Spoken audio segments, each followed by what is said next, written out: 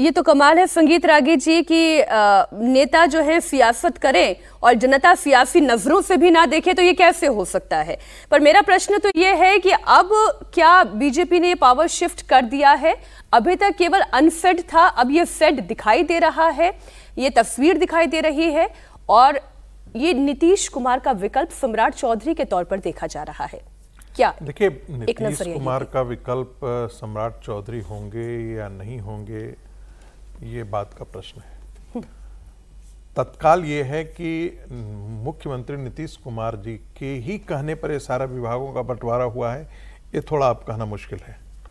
क्योंकि 30 घंटे सामान्यतः आप देखे होंगे कि जब भी नीतीश कुमार मुख्यमंत्री ने की शपथ ली, उन्होंने शाम को विभागों का वितरण हो जाता था और शाम के 8 बजे तक जो है वो सारे मंत्रीगण अपने अपने सचिवालय पहुंच जाते थे। इस बार मंत्रियों के विभागों के बंटवारे में लगभग 30 घंटे लगे हैं और उसके बारे में बताया ये जा रहा है कि दिल्ली से उसके सूत्र जुड़े हुए थे, कौन सा भारतीय जनता पार्टी के अंदर कि इनको क्या मिलेगा क्या नहीं मिलेगा, यह भी भारतीय जनता पार्टी का नेतृत्व तय कर रहा था विभागों के आपसी बंटवारे का।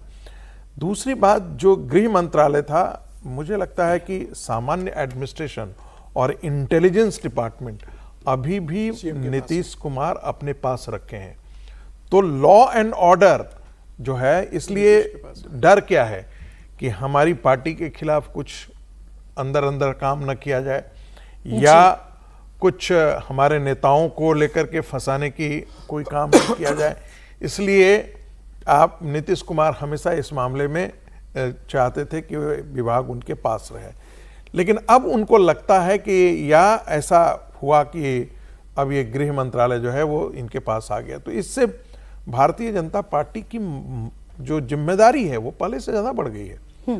भारतीय जनता पार्टी ऐसे कह देती थी कि भाई देखो नीतीश जी हैं, नीतीश जी नहीं कर पा रहे हैं, तो कहीं ना कहीं जनता में भी होता था कि भाई जो लॉ एंड ऑर्डर का फेलियर है, ये सब किसके ठिकरे पड़ता था, ये सब मुख्यमंत्री नीतीश के हिस्से चला जाता था।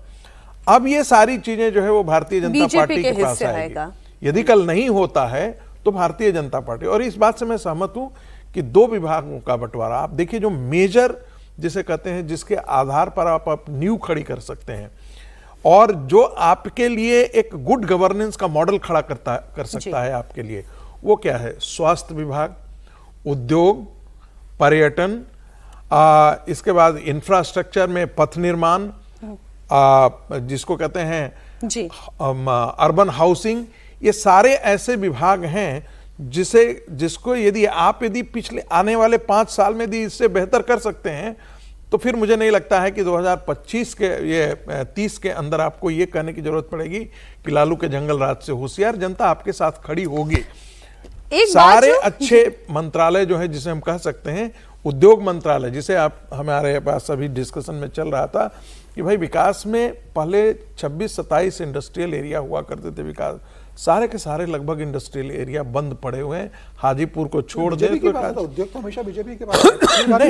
लेकिन गवर्नेंस, मैंने जिसे कहते हैं लॉ एंड ऑर्डर, वो नहीं रहता था। ठीक सर, आपने सही कहा, शाहनवाज हुसैन को उद्योग मंत्रालय दिया गया था जानबूझकर, और वो बहुत अच्छा काम भी कर रहे थे। शाहनवाज हुसैन बहुत अच्छा काम कर रहे थे। मैं लेकिन सम्राट चौधरी का अब जो स्टाइल ऑफ फंक्शनिंग क्या होगा, एक उस पर आपसे कमेंट लेना चाहती हूँ समीर जी, क्योंकि जब इलेक्शन कैंपेनिंग चल रही थी, कई बार सम्राट चौधरी का ऐसा बयान सामने आया जिसमें ऐसा लगा कि बहुत ही एग्रेसिवली अब वो सरकार चलाना चाहते हैं, या जो भी उनकी परिस्थिति या उनकी व्यवस्था बनती है सरकार में, जो पद मिलता है, अब जैसे बुलडोजर चलाने की बात करना, सम्राट चौधरी ने कई बार ये कहा कि बुलडोजर चलेगा, तो अब क्या वो बुलडोजर वाला शासन बिहार में भी आएगा?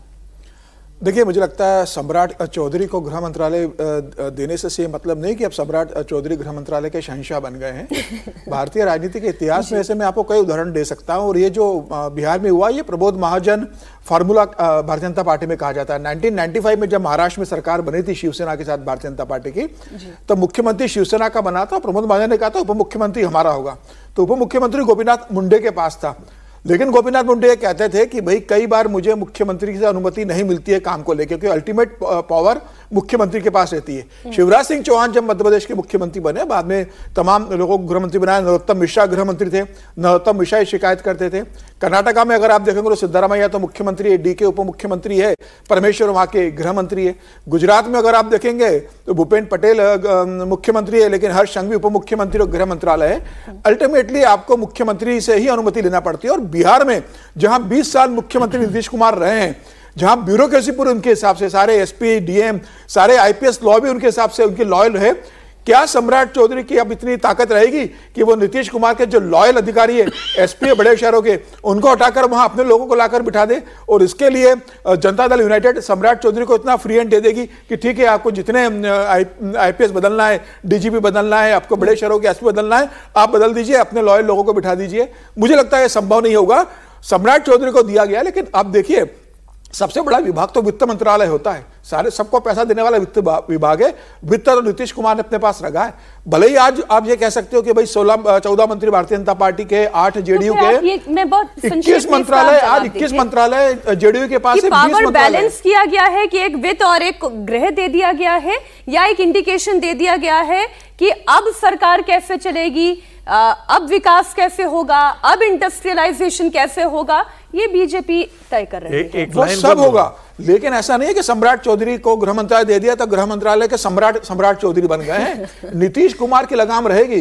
डीजीपी कौन होगा, पटना का एसपी कौन होगा, प्रमुख जगह कौन आईपीएस होगा, ये बिना नीतीश की अनुमति के सम्राट चौधरी नियुक्त नहीं कर सकते हैं। और मुझे लग रहा है उनकी भूमिका नीतीश की उसमें रहेगी। कहा जाता है ब्रिटेन में पार्लियामेंट्री डेमोक्रेसी, जहां से गृह मंत्रालय जो है, हमारे यहाँ तो सेकंड इन कमांड माना जाता है कि गृह मंत्री हैं, लेकिन ब्रिटेन में सेकंड इन कमांड गृह मंत्री को नहीं माना जाता, फाइनेंस मिनिस्टर को माना जाता है। और कहा उसके लिए कहावत एक बड़ी प्रसिद्ध है, one who controls the purse control the nation.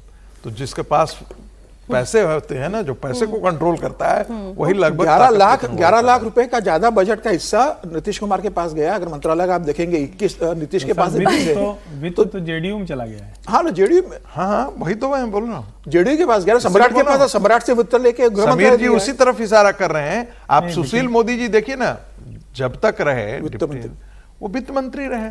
लेकिन जब आप लोग ये बात कह रहे हैं तो ये ध्यान में रखना जरूरी है कि जितनी बिहार की आपको चमकती हुई योजनाएं दिखती हैं, उसका बड़ा हिस्सा तो केंद्र से, निर्मला जी के यहाँ से आ रहा है। नहीं 10 लाख करोड़ रुपए पिछले 10 सालों में औसतन 1 लाख करोड़ रुपए प्रतिवर्ष वो बिहार के खाते में जा रहा है। देश के बजट को बिहार का बजट कह दिया गया। तो मुझे लगता है कि ये थोड़ा कॉम्प्लेक्स है, लेकिन आएगा तो आसान नहीं है कि पैसा आएगा ना, इसको आसान तरीके से ऐसा करते हैं। कौन करेगा? मंत्रालय करेगा ना, मंत्रालय करेगा ना। क्या याद आएगा आपको? करती हूँ सर, नहीं मैं ये कह रहा हूँ कि मतलब पैसों की चाबी तो नीतीश के पास ही है ना अल्टीमेटली। और 5 होम मिनिस्टर के नाम बताएं देश के, तो क्या नाम जल्दी याद आएंगे आपको? समझ में आ जाएगा कि होम मिनिस्टर। मैंने कहा ना कि भारत के अंदर वही है। मैंने इसको कैविएट दिया था, समझ में आ जाएगी। मैंने कैविएट दिया था कि भारत के अंदर यही है।